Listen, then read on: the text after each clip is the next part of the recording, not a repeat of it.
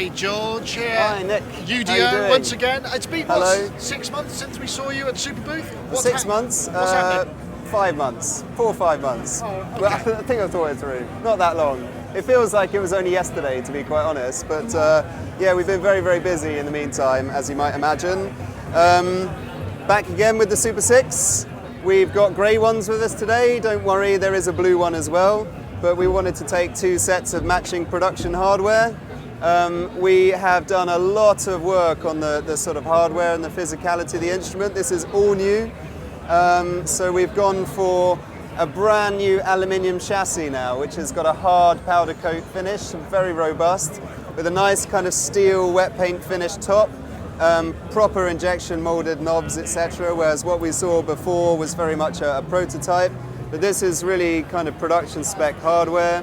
We've done a lot of work on the analog, we've done a lot of work on the digital. We're still not selling these things. There is, you know, some firmware work still to be done, but we're sort of a much further along the way. Well, look, I think when we saw you, it was only parts of it were working. So is more of it working now? More of it's working. We've got effects, we've got aftertouch, we've got the high pass filter, the band pass filter.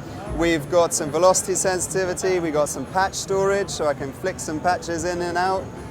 We've come a long, long way. Obviously the effects makes a difference. You know, more on the arpeggiator, and really sort of, you know, it's been brought along. We're not 100% there yet, but we are a lot further. Have you been working on patches?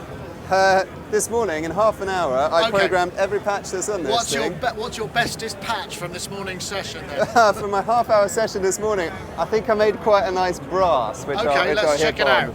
But yeah, okay, let's have a go.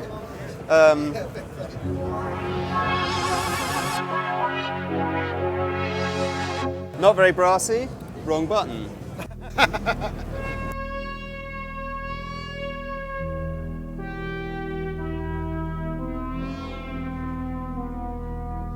Oh, there's a bit of Blue Nile going on there, I think.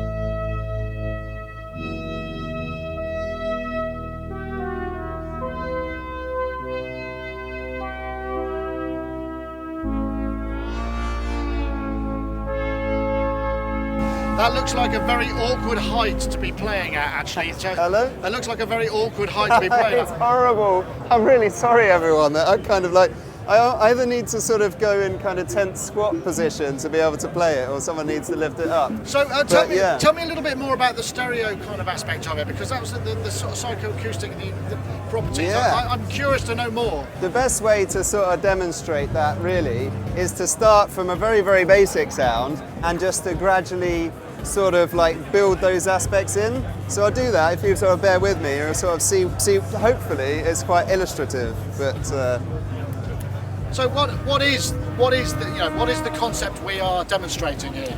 okay, so basically the synthesizer is intrinsically a stereo binaural instrument. When I say binaural, it controls the phase and the tuning of each side quite carefully and very specifically.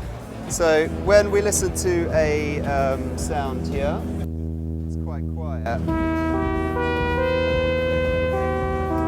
Very much an ordinary polysynth sound. But then let's start engaging the controls.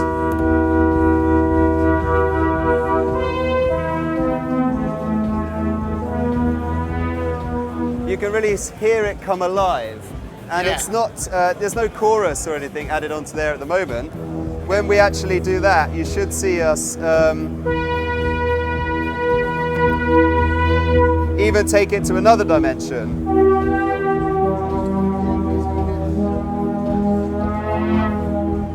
And of course the chorusing is just a little bit of icing on the cake. So but it's operating on an already inherently wide stereo. So the stereo thing, if I understand it, it's each oscillator is kind of independently channelized and sort of varied across the stereo image, right? Absolutely, absolutely. So DDS1 here is actually 7 free-running oscillator cores, which are basically the phase relationship between the left and right channels is sort of separately controlled carefully, and you can sort of hear it. You can hear it moving.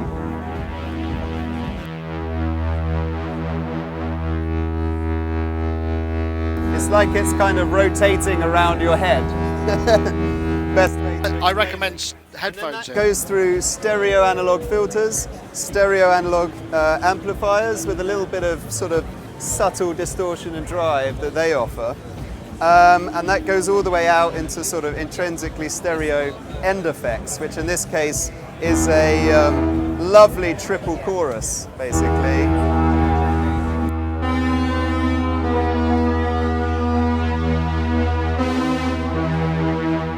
And the end result is like a, I don't know how to describe it, but it's quite epic. It sounds quite organic, yeah, epic. Yeah, Epic's a good word. So is that your kind of unique technology in there, the stereo, the binaural stuff? Well, I think in terms of the sound engine, it's one of the reasons that it's very easy to make a good sound on this instrument, even by sort of,